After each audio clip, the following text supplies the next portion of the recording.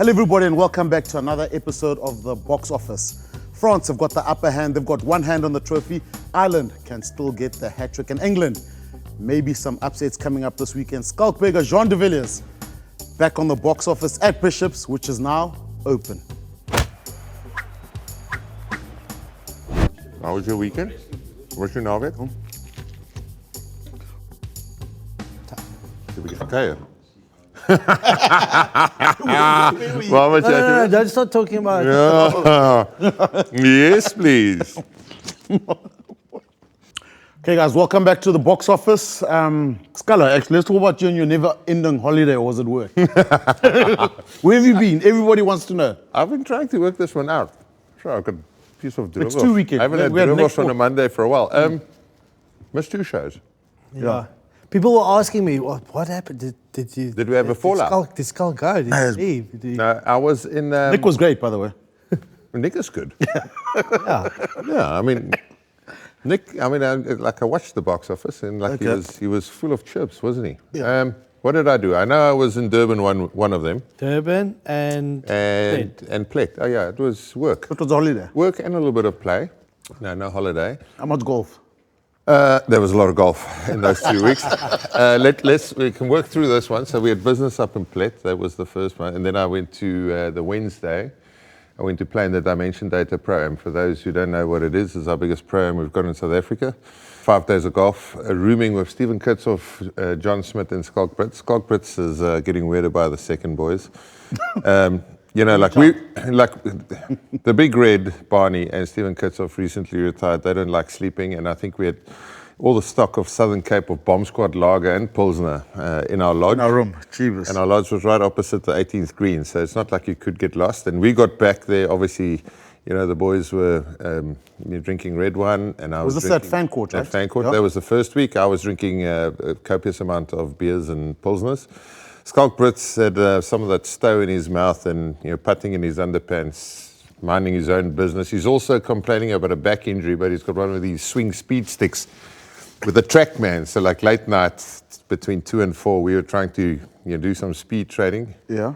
That was the first one. And the second one, Johnson's Workwear golf program on the Tuesday. Up for a bit of work on the Monday. Durban Country Club. Durban Country Club, amazing what they've done there. Obviously, before it rained out. Before it rained out, the weather wasn't great. And you know what he's done since? What? He's got a 1-level house, Obviously you've been there.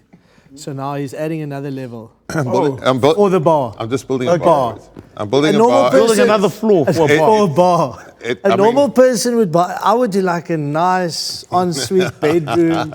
That's what my wife wanted. When are you launching this bar? And for someone like Shimi, we're busy with the construction phase. I think give us 8 weeks and it will be complete. Named very aptly the Scaliano. Okay. But for someone who's exceptionally good at drinking, I think it's my biggest gift. It's only fit that I build a bar. And I've waited 42 years, but it's happening. And how many square meters is the bar? I just want to... 102. 55 squares. It's a nice size. It's a nice size. Nice and tight. Nice size. Yeah. A binner braai? No.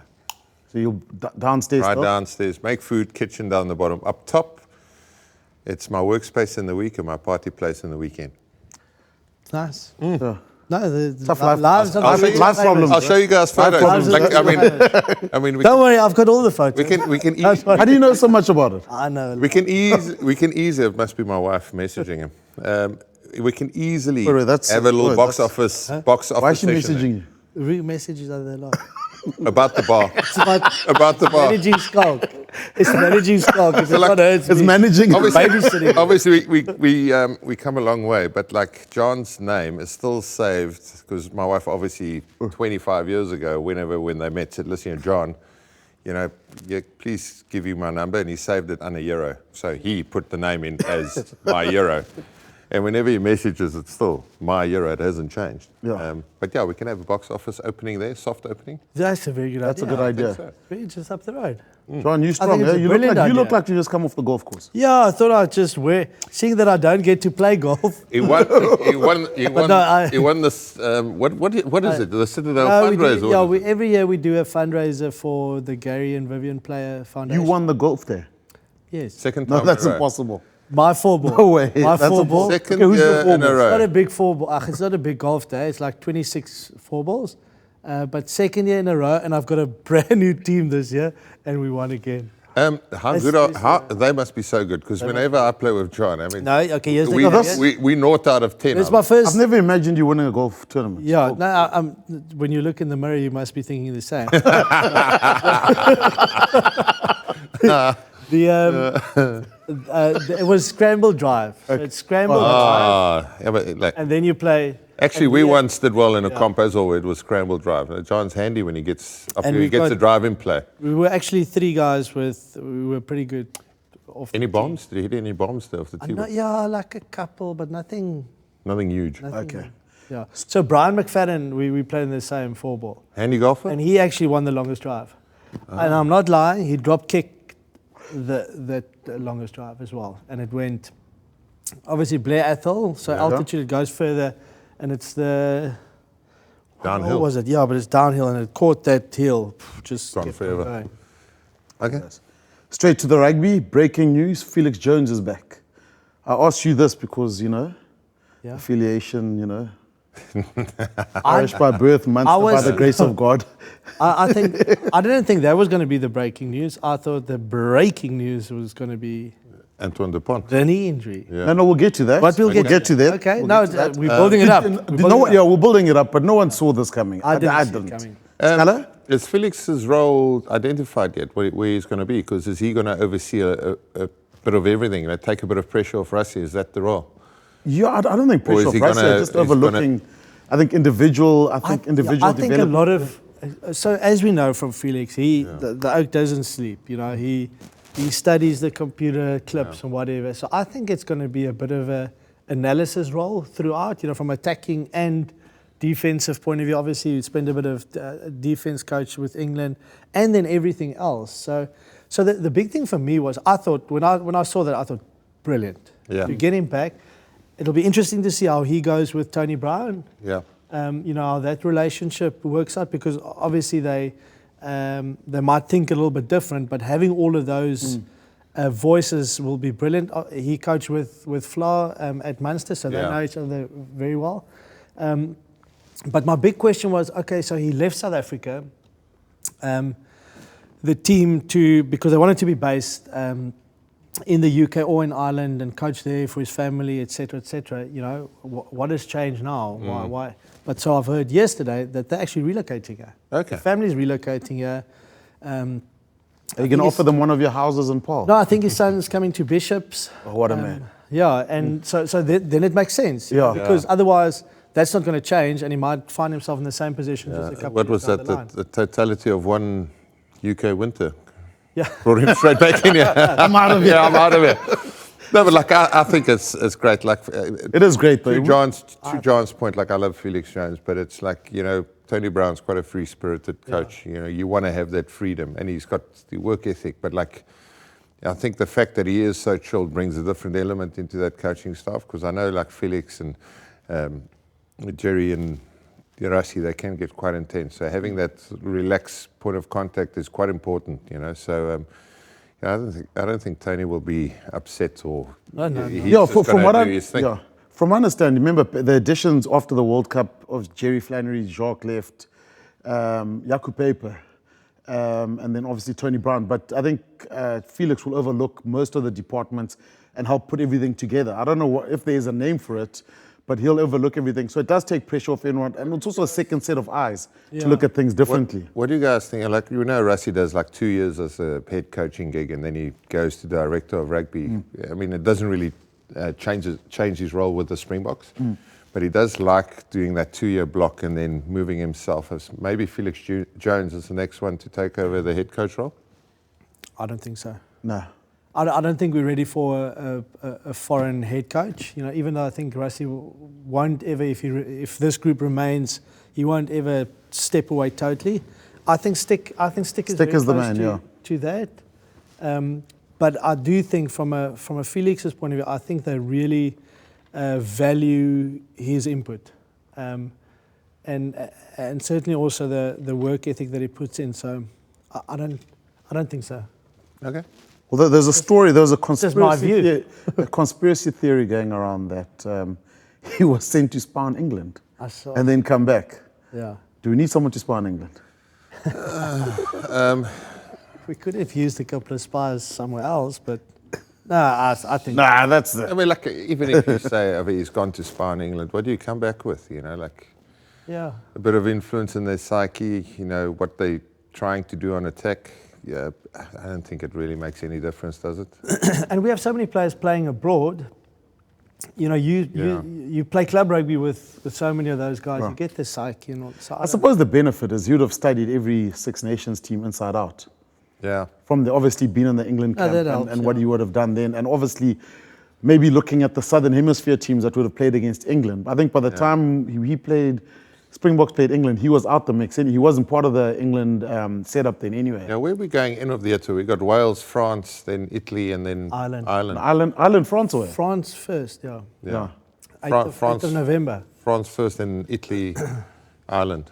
I mean, I know we'll get to that game, but I mean, that becomes a massive game. Yeah. Okay, guys, it's time for our premature adjudication. Scala, are you familiar with the term? No, like you nearly got me with something else. A term I know a little bit better, but yeah, I think where we're going with this. Okay, so we make a bold prediction for the final round of fixtures. Yeah. Okay, so my pick last week was France beating Ireland. That was a prediction. It wasn't a premature adjudication. No, but also you didn't predict that, I did. did you? Yeah. No, you went Yes, with I did. Ireland. No, Yeah, you didn't. You definitely didn't say 42 points in Dublin. no, I said they'd win. No one did. I did. Didn't. No. I did. With We can check. We can yes. a premature adjudication. With a premature adjudication, you might have said that, but then on the So it's a prediction, bold and sometimes I know controversial. what it is. I'm explaining to him. Okay, Yeah. okay, give me yours then for this No, week. no, No, Okay, I'll tell you what mine is. I'll start. Yeah. I think Wales will beat England England. in Cardiff. I think it's doable. No. That's okay. That's my one. Sorry, just on the weekend's game, after 60 minutes, the game was done against Scotland. I mean, they were 3 points ahead. He's Scotland. making a bold prediction. A bold prediction, sometimes controversial. Okay. Well, you nailed that one. Exactly. What's your one for this weekend? I want to let the final round. I want to let Schalk go first. No, boys, this weekend's just going according to seeds, and France wins the Six Nations. That's not a premature adjudication. But I mean, you can't bullshit, can you? Yeah, but no. Okay, make another prediction then. That's bold. Maxime Luco to be man of the match, like he was on the weekend. Okay. I'm going to make a very bold prediction here and say that I don't think Dupont will start for the French in the last game. Gee was Dr. De Villiers. Everyone knows he's out for 9 months. I don't think anything crazy will happen. So you want purely on Six Yeah, Nations? you make it up. Like, I mean, do you think Scotland can beat France in Paris? Because that would be the. Yeah. Premature adjudication. You could say that. It's a bold statement. It's not happening. Yeah. Okay. Then you totally need the French to be at their way worst. Yeah. Big celebrations after the weekend and an absolute capitulation. Yeah. If they go with the. Capitulation. What about the Le Bomb squad? Yeah. The Le Nuke squad? Yeah. Le Of Magnifique. of the Le weekend? Magnifique. Yeah. How It good works. were 2 they? weeks in a row, yeah. Well, at least they're copying us. They've I'll give it to Galti. What I understand that it's going to work for him and copy us. You know? Yeah, but also with the forwards they have, it makes 100% sense. Well, is it Oscar Giroud? Giroud played centre. Giroud, Yeah. Played 30 minutes at centre. Well, Yeah. That's unbelievable. If we went to Kwaka is the only one that really pops up who would cover in the backs. Which Yeah. other loose forward would you have? Let's say Peter Steph covered a little bit on the wing Yeah. in that World No, Cup final. back in our days, you would have had Pierce Spies covering wing. yeah, because he played there. The He school played boys, there, yeah. or maybe Ryan Kankowski. Yeah. Yeah. Definitely not me or John Smith. Or Donny Russell. No We're pace. not going anywhere near that. Or Flo, or Dwayne. Yeah. There's no choice. Flow. Might as well call him slow. Kwaka's the only one. I'm trying to think, with our 7-1 split, Kwaka, Maybe Cameron Hanekom. yeah. Just if he's in the mix, I don't know. Because the front row is the front row, obviously, unless you had a Schalk Burger at hooker. Yeah. You'd probably cover centre. Dion Free. Dion Fourie. Oh, he just goes to hooker. Oh. The I think the way that the Boks play a lot, you might pop one of those big boys in at 12 and just chuck it up. I think we've got a better chance going the other way. You know, like Andre Esterhuizen covering lock and flank, or Damien de Allende at 8th man. Or so we've got. Yeah, that could work. Yeah, we go the backs to the forwards. You know, we have less forwards on the bench, but I don't think that's happening. Evan Roos. Okay, guys, we've got a new mini section A mini section called Gary's Game Plan. I'll explain it to you. Gary Gold. It's named after Gold Dust himself. We break down we break down in a couple of sentences how both teams were tactically trying to win the match. So starting with Ireland, what was their tactical plan to overcome the French? A couple of sentences. The way they started with tempo, ball in hand, trying to run them off their feet, but unfortunately the nuke squad came on and suffocated them. No, but what's the Irish game plan? Obviously, this is before. Yeah, I think especially because if you had to sum it up, they said Saracens are playing Munster. What's your game plan in 2-3 sentences? Yeah, it was ball in play, tempo. Ball and play, tempo. Yeah, and also I think they were going to get better return with the mauls. They got it at the latter stage of the game, but I mean initially that first 15 to 20 minutes, the French defence was unreal. Unbelievable. Are you choosing to ignore me though? No, so Gary's game plan. Yes. So a couple of sentences. How many is a couple? Only 2. 3. I'll give you 3. Because you're summarising the game. Yeah. Just don't stop. So what was France's tactical game plan in a couple of sentences? Yeah. France's massive defensive effort. Yeah. So I think it was built around their defense. I mean the hits. Okay, I can't do it. I'm struggling to. With yeah. It's a couple of sentences. Okay. They're good at the breakdown, the French. Yeah. Okay. I'll give you an example. And then on the gain line, dominate the set piece, win territory, and use the bomb squad, the nuke squad. Guys, that's a couple of sentences. Their outside backs were ridiculous. Ramos, Bilbao, Ray. How's the try he scores? The try he scores, but also his tackle. His tackle early on. Who's that? Louis Bierbaret. Yeah. You can't recognize him without the scrum cap. I was like, who's this thing? No, but that try was... How fast is he? Yeah. Like he sort of shanks it in and still makes it there. Yeah. Luku, how good was he? Luku was good. Luku was good. You thought... Look, okay, what happened with Ireland? The implosion there? Because it was tight. That game was tight with about... How long to go? With about... McCarthy yellow card. Yeah. Yeah. And again, it's a stupid yellow card. Nothing was on. Look, just pulling back. It was a little bit exposed. Ramos saw the space and got the ball to Biarra and then pulling him back. You know, there was nothing on there. That was 7 points. And then Covinash, we've seen that a lot of times. It's unlucky that, you know. Very unlucky. You know, they say standing up, he's not up. You get tackled, there's a change in height. We know it breaks the yellow card threshold, and off the back of that, you know, the French came alive and scored an absolute cracker. I think that was the Bilbao try. Yeah. Straight off the back of the counter-attack. But it's also a technique thing, eh? So, I mean, unfortunately now with Calvin Nash, you have to be able to tuck the head a little bit. You can't be upright and kind of do the upright tackling. Look, it's such a hard thing because you brace as an adjuster. You always do. Yeah. You know, like I mean, I guess you're unlucky when you hit someone in the head. Another comment I would make is that I think we underestimate the value of a Mac Hansen and James Lowe. Yeah. More so James Lowe for the way that the Irish play. Yeah. So he's kicking from for exits. His all-round impact on a game for them, even though he's on the wing, I think was sorely missed on the weekend. Yeah. So that would have been... And he's got X factor, James Lowe. He does. Yeah.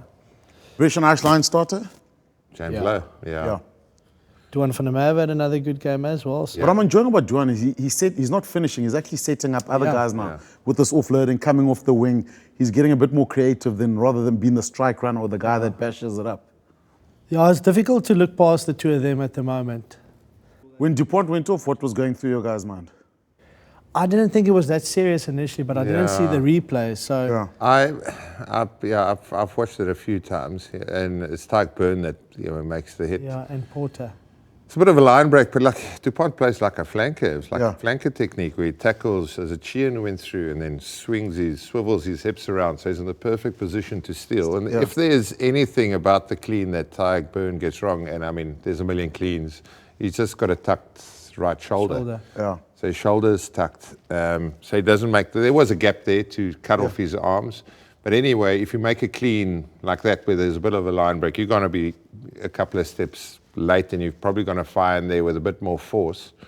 You're going to collect the player afterwards, whether you catch his knee or not. That's just unfortunately, I think, where the game is. We've been there. You can't protect players. I don't think it's like the croc roll where you twist the neck and then land on a lower limb. I know players don't want that. It was sort of he almost misses it. Misses him and then gets underneath him and then space. And then there's space and then unfortunately he sort of hits him with his head and his tucked shoulder on the knee. I mean, if he wrapped with his right shoulder, maybe he gets away with it. But we're picking at straws here. I mean, it's a rugby injury. There's nothing more that the officials can do just because a player gets injured. You can blow him up for a tuck shoulder, give him a penalty, but that's it. Sean, you've had, we know your party trick with your knee there, but how hard is it to get back from that? And John's happened in a ruck twice. You've had two on the same knee. Yeah, more than 2 ops, but two of kind of injuries. more croc roll than anything. And the difficult thing there is you're in such a position where you can't move, you can't get out. And once a leg gets straightened and then you get the force from this, you can't do anything about it. You're almost better if you slip out. Or You can see the guy coming in. Jump out. Yeah, Dupont was never bailing out of that one. Yeah. Like he was in a good position. Look, the French are angry. They're saying, listen, let's citing this and that, or you do just say rugby injury, you move on. No, I think rugby injury, move on. Seething, we've all been on the receiving end of it. We've all cleaned players where they. Last week we saw, Bulls Stormers game. Kubis Visa getting caught in a super uncomfortable position. Left hamstring, right knee. That's just rugby, and unfortunately, the breakdown. It's one of those places where.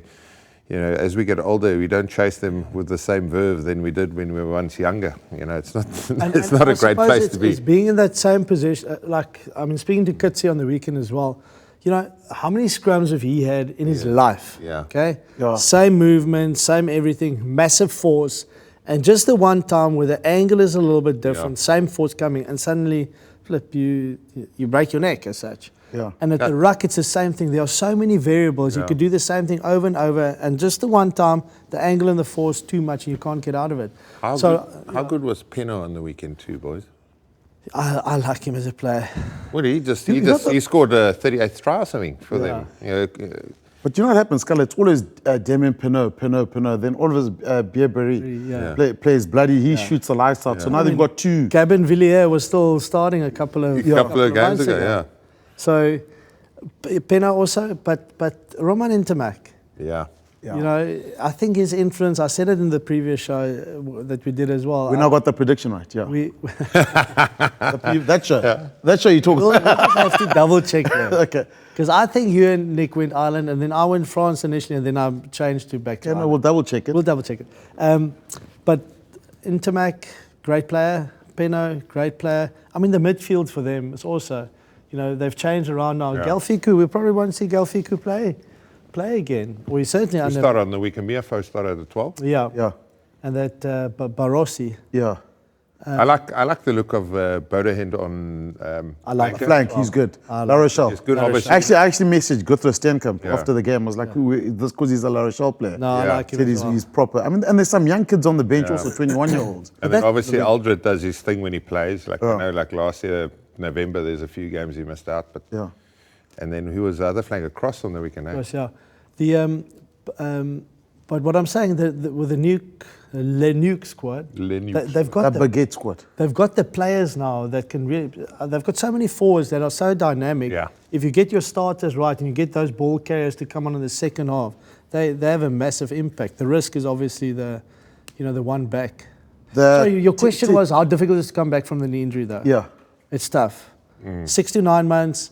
The pace that a Dupont has, will it affect him? Yeah. I think he's still young enough to be able to get through it. Yeah. But you're looking at least 12 months to get back to. But also, I think you had a documentary on your knee once, Yeah. before the World Cup. You remember that, Scala? I think we must go have a revisit at this. Yeah. Like I saw him getting filmed there in the gym often. You had a camera crew walking around filming your knee We should send it to Antoine Dupont, maybe. for inspiration. I don't think he's watching that. Simon is to be, there's one or two things. The Thibaut Flamand did that clean when that pick and drive, and legal or not, try or no try. That is a very interesting. Look, it was interesting because you listened to the ref and he said he was actually stepping back. Yeah.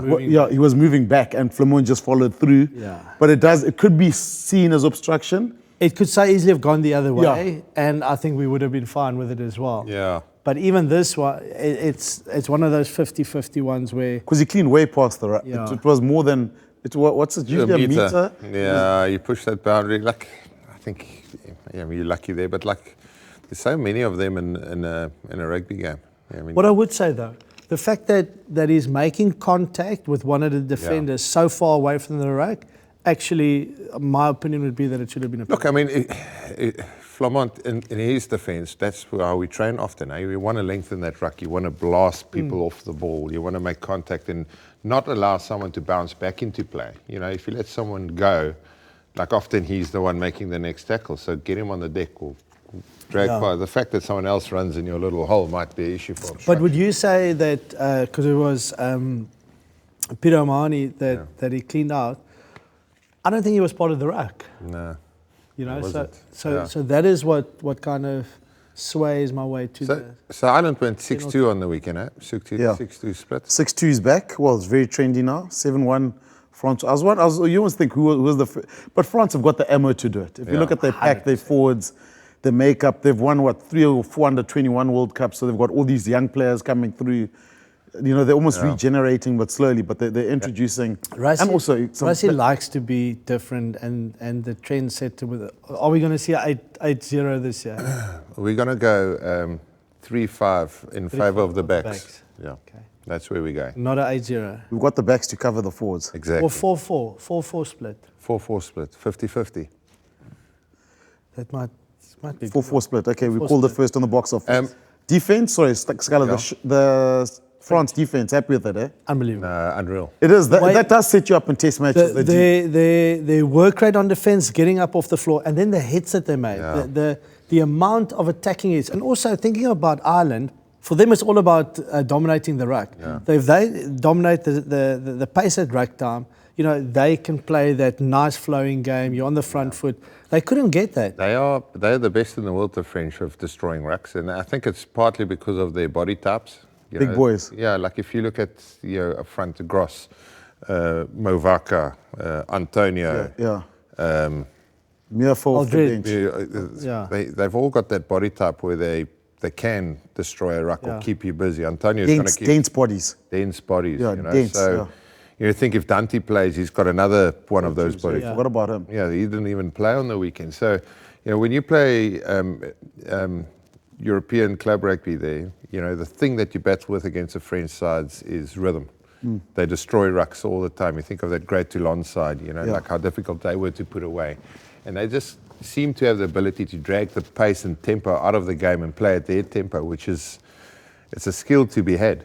And, you know, like their defence was outstanding on the weekend. I mean, to go 15, 20 minutes, not concede points when Ireland had most of the territory, most of the possession, you know, locked there in their 22, not being able to get points, going over the line, still being able to stay under And then it. pretty much in their first attacking opportunity, they get a yellow card out of McCarthy. But even prior to that, the try with a Dupont knock-on. try with a knock-on. Yeah. So, like, you know, you think about Ireland and the way that they play and the influential people they normally have, and Jamison Gibson Park is normally right at the top there. Think about his game on the weekend. Think about one thing where he was like really extraordinary or whatever. You can't, you know, he was totally out of the game. And it was, you know, for 55 minutes against Luku, not even against Dupont. So Yeah, they are fast starters, the Irish, and if they don't get that fast start, they seem to run out of a bit of energy. But you've got to handle that start.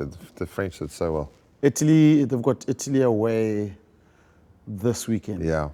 they're winning that one. Yeah, they're winning. Yeah, they're getting a bonus point this weekend. Where does this leave Irish rugby? I mean, you think about it. If this was a Springbok team at home that got demolished like that against France, people would be baying for blood. Yeah. I mean, let's put it from a South African context. You know, they come here, France come here to Ellis Park, and it's a 40-point hiding. Yeah. Ireland, you talk about the, you know, obviously well documented, the World Cups. You know, this was a chance to actually wrap up the Six Nations. But that is what we said. We said this is a kind of game where it is like a World Cup playoff. Everything's on the line. Can they stand up and deliver? Yeah, look, they've had a bit of a reshuffle because obviously Big Faz has gone off to do the line stuff. Easterby's taken charge. Look, they had a couple of star players out.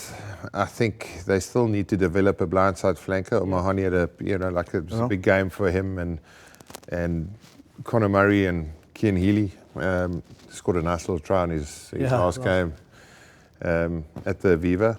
But I think, then obviously, you know, they're still developing Prendergast, but I think, you know, if James Lowe's not there, they miss a bit of an X factor. Again, So this is to break. I mean, this is Bandiaki, not that. Yeah. Couldn't smash through. Yeah. You know, was Ringrose injured or not selected? I'm not sure. They might not be selected. They went 6-2 on the bench. Yeah, but it was interesting that they started Aki Henshaw and not Aki Ringrose. But Where does this leave them? If you look at world rankings, let's say Springboks, number 1 now. New Zealand? New Zealand's number 2 currently. New Zealand, yeah. France 3. Ireland, Which is fair, which is... After the week. But how big is that gap, let's say, because after this weekend, how big is that gap between the first 3, Ireland, England, Scotland? I don't think on one performance you can say that there's like a big gap now to Ireland. No. It's very much still those 4 together. Remember 12 months ago, Ireland smashed the French in Paris by such a big margin. But we're talking about now, current day. I know, but I'm just saying. We're talking about World Cup. Take history into account. New Zealand going to Ireland and winning there in Dublin last year. Remember that crunch game after the World Cup quarterfinal? They lost that. Yeah. We're talking about now a chance at home again to win a big game. But what I'm saying, wrap up. So that's where the gap comes from. Take the context of the big games and not being able to win it there. But in terms of the last 18 months or so, from an Irish point of view, you know, this is a massive blip for them. But I certainly won't disregard them and say that they are now distant fourth. No, they're not. Just have to look at how dominant Leinster is in the URC to think there's good enough players there. Still, they've got to develop at the international level, which is now, you know, we mentioned it, I think it was last year somewhere, where, you know, we developed a hell of a lot of players in the last 18 months. Can't say the same for the Irish team. You know, they haven't had the same development rate that we've had, although they have got players, they have got a nice bank of players, especially in Dublin. The big question mark was, I mean, I made that comment last week. I think every time the power game comes, we've seen Leinster fold with it. I think there was a stage where Leinster were going really well and they played a very good Saracens team. I think it might have been just before COVID. And when Vincent Koch was still playing and they got bashed through a power game. France came with a 7-1 split with a hell of a lot of power. Some of those carries the French were making in the 22, they were dragging them a couple of meters. You know when you watch it and you can see it. You can see that slow poison, like they're feeling the pain here, they're in the hurt locker here. And that's what, I suppose, the question I'm alluding to in terms of Ireland. Because you can have all the smart plays, the tactics, but when it becomes a grind and trench warfare, test match rugby, can they get it over the line? I think we haven't seen it. I think I think we saw it in Durban. I mean, it took a drop goal, but like they were very good drop goal. Yeah, they were up for it, and the Boks were hurting after that game. They were. That's the most physical I've seen the Irish team. Like, you know, if you look at bring it back to the Springboks and just the way that the season will pan out this year, you have a block in June/July with the incoming tour where I think we'll use a lot of. We've got there's the Welsh. There's a little Welsh game before even prior to that. But that whole block for South Africa. There's a Barbarian game. One more they're saying we don't know where yet. So is this end of year tour? No, we're talking June, about July. June, really? July. Okay. So use that kind of as a developmental block in introducing new guys to the system. Maybe even from a leadership point of view. Give some time there, and then you need to peak for those 2 All Black Test matches, plus then Ireland and France in November. So, if we're sitting here again, first week of December, South Africa totally dominated Ireland physically in Dublin, then I would raise massive question marks. I also think for us it's going to be interesting year because 2 years out from a World Cup, some of that aging player group that we've got that's been so good for us, it's going to be a hard year for them. I always find that middle year before World Cup cycle the toughest one, and I think where big calls have to be made because you want to go to a World Cup not carrying someone who's played 5 or 6 or 7 test matches, but if he gets to the World Cup and he's played 2 full seasons or maybe he's played 15 test matches, he's a different development to what he will be if he's playing in his first 4 or 5. So it's a big call because those 2 test matches in New Zealand's going to be that's going to be incredible. Be amazing. That's the way I see it. Like I think we're not going to see a hell of a lot of our top line players or the older guys in June and July. Look, I suppose it's a balance between age and performance, but also, if you think about it, from now till the World Cup, it's probably about 30 games, maybe a little bit more.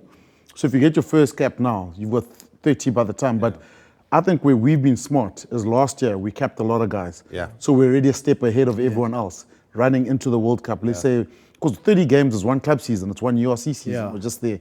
So I think because we capped so many guys last year, we're already a step ahead. So if you look at the French guys that have been capped now, these young guys from La Rochelle or whatever, we're almost a step ahead of that. So we will, I think, whatever happens in the squad, most of those guys, probably the least cap guy might have 20, 25 caps. Yeah, by the time you hit the World Cup. By the time you get to the World Cup because of what we did last year. Yeah. Gary's game plan, guys, Scotland against Wales. I think we're playing in couple of sentences. We're playing in the Principality. What was the tactical approach? All right, this weekend. Scottish back to the flamboyant style that suits them and getting it right. Yeah, Gregor Townsend, play as fast as you can with width.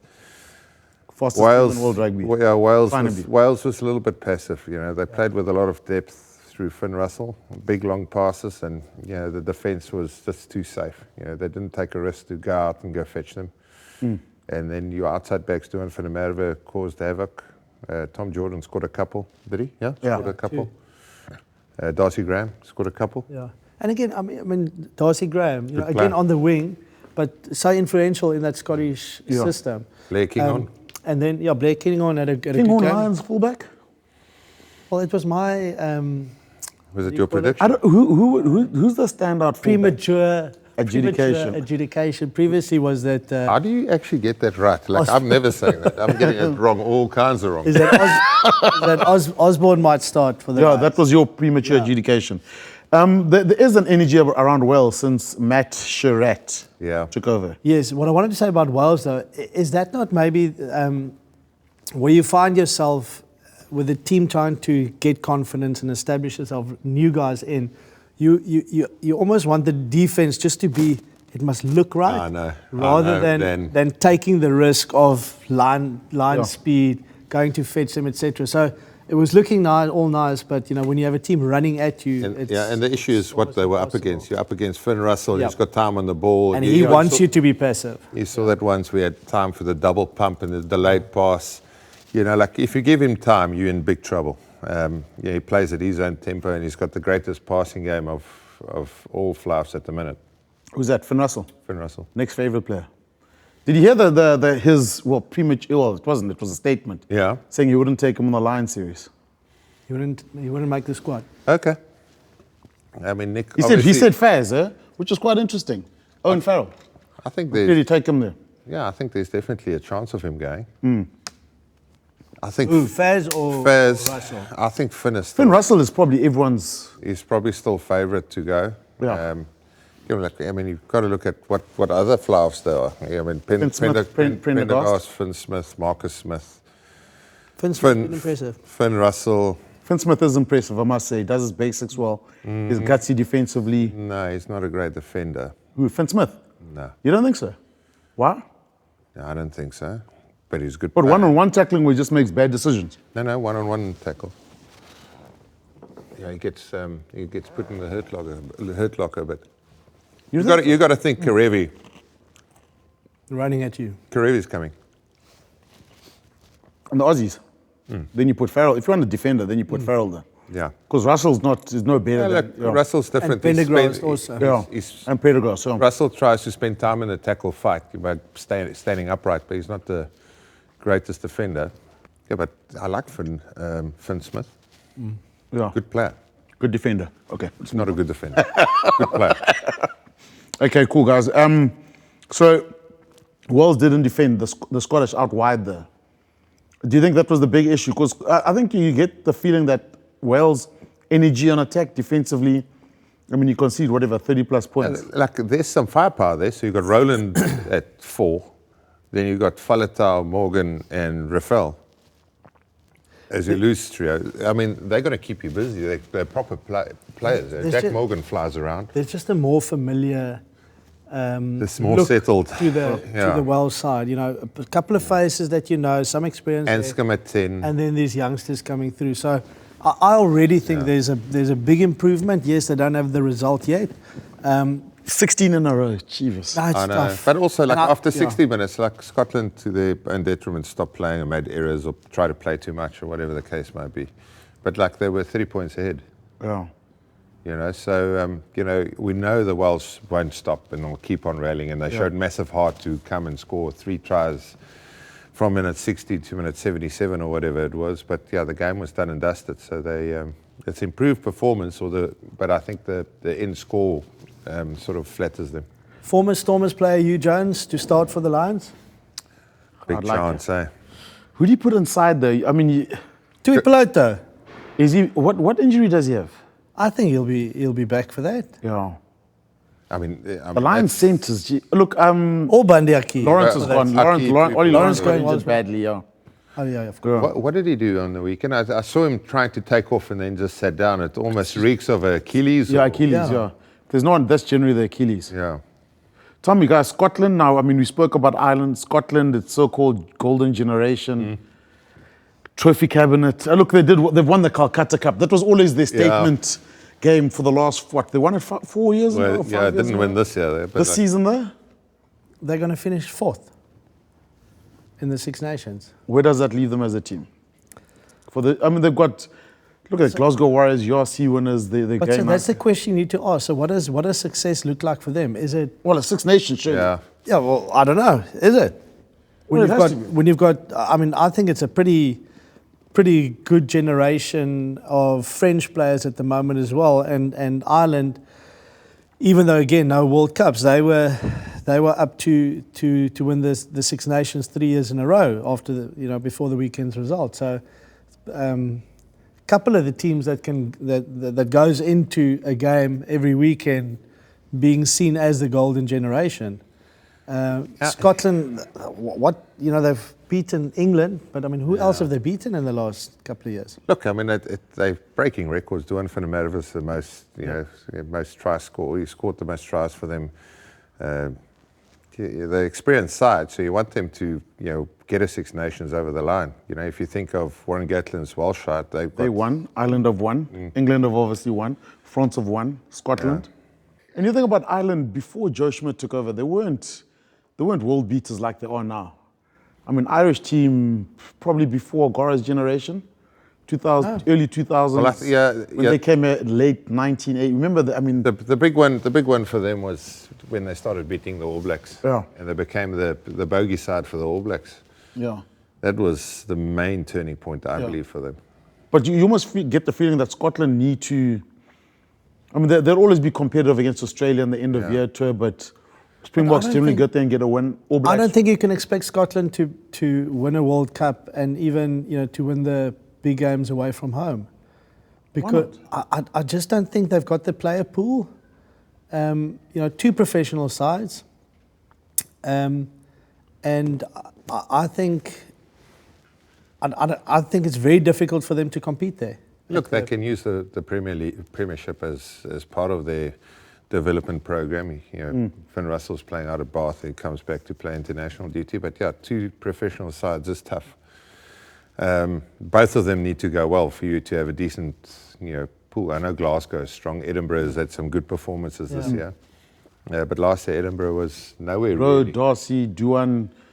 Proper backs. Yeah, they've got proper backs. You this is a Dodge, the little flank. Dodge flank, yeah. He can play. I mean, that guy can play. I like Rory. Dempsey can carry. He can like good Dodge. locks. Dempsey carried super well on the Ferguson. Like against France this weekend, the biggest issue for them is that tight five, you know. Yeah. Oh. And it's the same problem when they play the Boks in the way we defend. But we get gain line and we, you know, sort of have that pack of forwards to put them under massive pressure, and then everything sort of snowballs back through your 9s, through your 10, and you know you don't really see the playmakers, you know, because it's hard to play when you're getting bullied up front. So I think that's going to be their challenge this week. But still, in the URC, you look at that Glasgow side, things where they, you know, put South African sides away through the rolling maul and how competitive they're at the breakdown. Yeah. So they can do it there. It's just the international level. Yeah, but also Jean, like so many of the guys that play for Glasgow play internationals as well. So you know, so they can compete there because they almost a step above from a URC. But then when that team moves to international rugby, what's the difference between that and Argentina, who can beat New Zealand away, Australia, South Africa, England away? What's the difference? I think the amateur rugby in Argentina is still There's pretty no professional strong. teams there. Yeah, it's still pretty strong. So, but they don't select anyone. I think the pool, yes, they do. They had one player last year in that team. So they do. One. But so they do. One. So, no, so I'm just wondering what's the difference. Argentina. Yeah. I mean, they've beaten the All Blacks away. How many times in Wellington? Yeah. It's Scotland for me is they're at that point where they need to tip over, and we sit here and say Scotland can beat France away from. Scotland can beat Scotland can beat France away from home. I don't know. Maybe it's the fact that the Jaguares played in Super Rugby and they've been playing against All Blacks in the Test Match Championship. I think that familiarity definitely you know makes you believe that you can, or you compete, or you get to a stage where you get better at it. They've always had some experienced players, Argentina, that somehow, you know, for the big game, we got turned over in Durban. We're going back to Durban to play Argentina, the last game of the championship this year. You know, hopefully some of my old Argentinian teammates can come out and we can have a few beers and a round of golf prior to the game. But I remember that game, they flew out, you know, like a bunch of legends out of Buenos Aires to come watch the game, and they won that one. They turned us over comfortably, you know. Juan Imhoff scored a hat-trick, I think he did. Oh. Imhoff, yeah. So Scotland, you got no faith in the Scots? Yeah. Unfortunately. Look, I mean, I'm just being realistic about it. I just think they've got such good players, and I don't think France getting a bonus point this week, and I think they're just winning the game because for them to recapture the energy of last week, that's their weakness. I don't think they quite can. They go into it a little bit lethargic, although they're playing at home, although they can win another Six Nations. I think, you know, Scotland will give them a good run for their money. Cool. Wales in Cardiff against the old enemy. If they're going to be come on, Wales. If they're going to be up one, this is your premature adjudication. I can't say that. Say it slowly. No. I'm never saying it. No. Yeah. Not going to happen. I don't think so. Okay, cool. Like so the losing streak continues. England was quite loose on the weekend. You know, half-time, there was nothing in this game against Italy. But I think part of that is because they lost to Ollie Lawrence. Obviously, Marcus Smith came in, the reshuffle at the back line. I think Ollie Lawrence had a good start to the game, quite direct and getting offloads. I like Ollie Lawrence. Through contact. I think after that, just one too many playmakers and they were a bit lateral. But I think they're too good for Wales. It'll be interesting to see who they select, what the backline would look like to get that punch in the midfield. Obviously, you can have Slade and Dingwall, but I don't think you... Yeah, you don't have Dingwall can go there, isn't he? Yeah. He can bash if he needs to. They've got 5 Northampton players to start. Elliot Daly was in fullback this weekend. Yeah, and then he moved to 13 when Marcus Smith Tommy Freeman, I'm sorry. Tommy Freeman. I like him as well. He's powerful, strong, doesn't make a lot of mistakes. He can go. Yeah, I think they've sorted out their loose trio for the minute. Yeah. Like Willis at 8. He's been good. He's been good. Ben work rate. Curry was good on the weekend. Let's talk about Italy, guys. Gary's game plan. I like Gary's game. Are you struggling? Because you have to say not even very, Gary. very short Not sentences. even Gary can put it in a sentence. All about For Italy, you are all attack focus. yeah. Through Brex, Minicello, Capuzzo at 15, lovely Little little run player, to Vincent. Ione in the wing. Vincent, how much pace did he have, eh? It was a Jesus. school year, you know. Yeah. Plays for Exeter. No, he had proper gas, eh? I don't think he'd make it in that try. No, I mean, I honestly thought pass the ball, and he just kept running with it. So all out attack focus, good attacking players.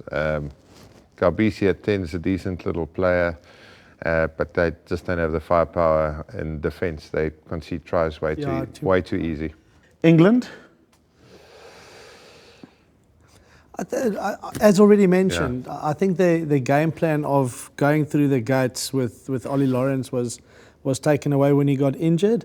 Look, they scored a couple of nice tries as Lovely well. tries, England. yeah. So, a couple of weeks ago we were saying, they only kick the ball. This time they showed that they can attack and score brilliant tries, but then again conceded plenty. So what was needed on the weekend for them was to showcase their attacking ability, and they did that. was that Gary's gameplay? Yeah. They've moved away from the blitz. Yeah. Have you noticed that? Yeah. They're not rushing up as more. Why do you think the blitz didn't work? Is it a hard thing to coach, Scal? I mean, I think you it would. is. You were. I mean, John, intercepts. That's because you're blitzing and coming up all the I time. think the one thing is that the blitz is the actual like offset phases or wide rucks. The other half of the blitz, which we always flabbergasted with the Boks, is the work rate to scramble. Oh. Because you get it wrong as Got it. blitz. You get it wrong a lot of times, and the biggest issue is going through the middle. If you miss the short, you miss the front door and someone walks around the back door. You miss the back. It's around the back door you can scramble and cut them down. Yeah. The Boks do it time and time again. But it's a way of life, the blitz defense. There's no half measures. Yeah. You can't say, yes, maybe I'm up or maybe I was back. There can't be two options. And we saw that against Argentina last year with the championship, where we had definite two calls as the Springboks. And we took that away for the remainder of the season. You think of the Mbombela test match, we just went up, end of the year. We just went up and went back to our DNA. And I think, you somewhere get risk averse where you're half pregnant with the blitz defense, and it's easier to throw it away than to actually carry through. And it's ugly. It's ugly when you get it wrong. No, it's not horrific. pretty. Yeah. But also, I mean, then you'll How speak. many intercepts did he get? Yeah. You know the number. How many did I miss? You missed a lot. Like he was petrified of tackling, so he just went for the intercepts. Easier. Defend the ball. Is it Don't defend lonely? the I man. mean, it is a brave thing to do out there because you got to almost see the ball coming down the back line. You got to It's just stand in the not- passing lane or get the read right. Yeah, And but if you can get in between the passer of the ball Like Ramos on the weekend. and anyone Oh, perfect. that can receive the ball. So the problem comes in when there's. But if you go too early, the ball goes over there. Yeah, but then the scramble comes in. Scramble From comes the inside, you scramble, and normally you catch them there. But you can ask a guy like Jacques Nienaber, if you decide to go blitz, hard off the line, etc., you don't get it right in season one. No. Yeah. That takes time, So you need to be able to commit to it and say, okay, we're going to get it right at times, but we're definitely going to get it wrong as well. The more we do it, the more we see the same pictures, the better we will get at it. And they just, I think they just You make can the definitely decision that see it's not long term for them. Certain individuals, especially in the outside channels, are better than others. If we play Canon Moody at wing, he's not as comfortable as making a read as Cheslin or Kirtley Ardenson. They're just a little bit better than Canon. Canon will get caught in between no man's land. Yeah. So it's for me and the outside backs, it's very personnel driven. You've got to have the right defending there. Yeah. Guys, quickly on Italy, they seem to play in bursts but can't maintain that level of intensity for 80 minutes. Yeah, Is that a fair I think that's description? fair. I think it's fair. Yeah. I think it's fair, and I think elements of their game they can be really competitive with, but it's not being able. They do not have the ability to be competitive in all facets for the full 80. Oh. And unfortunately, you see brilliant. Yeah, I mean, they were every time it looked as if England would just go away with it. They kept coming back, score a try, get back into it, and it's dangerous then for an England if flip the team is just not going away. Oh. But then lapses of in concentration, set phase of time not functioning. I also then you think lose the game. because you've got such a massive focus on the attack, and you can see that clearly because, I mean, of general set play, they can set up as quick as anyone. Yeah. Little 2 pods, ball out the back, face ball, split this defender. Brexham and Achello's really good at. They're good centres. They're good centres. pairing. We've And got Capuzzo. Beasley. I think Capuzzo is next level. He's like their Chislin Colby type of vibe. How's that break you make? Yeah, it's unreal. And there's lovely detail around it because, you know, like the 2 loose forwards are the guys actually running, shadowing it. And Yeah. so they block Ben Earl and Jamie George. Yeah. Played his 100th test match. Well last done to week. Jamie George. Well done He to was Jamie. good He's good, boy. he's good in Good the lad. pub as well. Yeah, congrats. You know, he gets left Be isolated. sincere, John. What's that? Be sincere. No, I'm very sincere. Okay, I think cool. it's amazing. I He's a think it's a great guy. So like, I think they run out of energy because it's all out attack, and then, you know, they get those moments, almost like watching the Japan play sometimes. You know, they Yeah. run themselves off their feet, their feet, yeah. and the opposition Turnover, concede. scores 20 points without really trying. But guys, the highlight of that game, was from what? an attacking point of view, Will Stuart. Did you see the step? Did you not see it? The little side Which step. try was it? I thought you were gonna go for the offloads, the offloads. Yeah, that as well. That Yeah, was yeah. good. And Jamie George, the last The last one, yeah. But no, Will Stuart, who did he step? And who scored? I can't remember who eventually scored the try. Hold on, But he I've got gotta the go ball watch and he this went, now. step, boom. And left the guy lying there. It's always funny when you see a prop in a line break. It was or a- amazing. Yeah. I think he is the find of the season Yeah. in the Six Nations. Because they had an issue at tight head, I think. Yes, so he's stabilised Number his 6 scrum. in France. Yeah. He's showing his ability from an attacking point of view. Defensively solid. Line starter. Very possibly. There you go. Line starter. Premature How long is Furlong out still? adjudication. I'm not sure. Yeah. But I mean, if you got him and Furlong coming off the... I think Well, Furlong, Furlong is a couple of weeks away. Okay. Cool, guys. Okay, Calf- let's see. Okay, calf let's injury. just wrap it up. France are at home to Scotland. Ireland are away to Italy.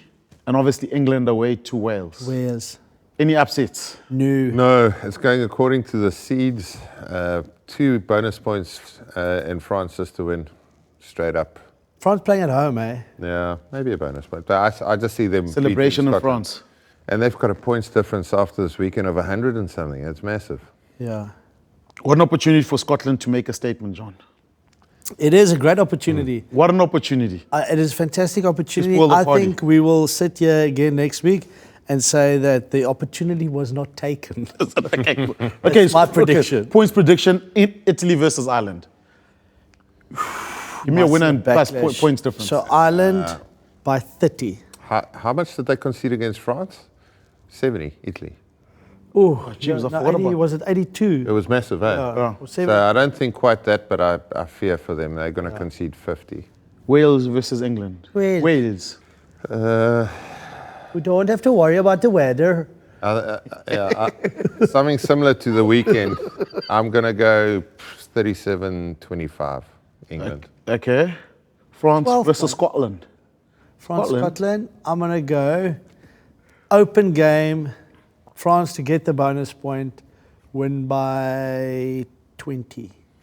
15. I think- 15. Yeah, I think it's going to be a little bit less, but anyway, yeah, not a bonus point. Give them beat Scotland 28-12,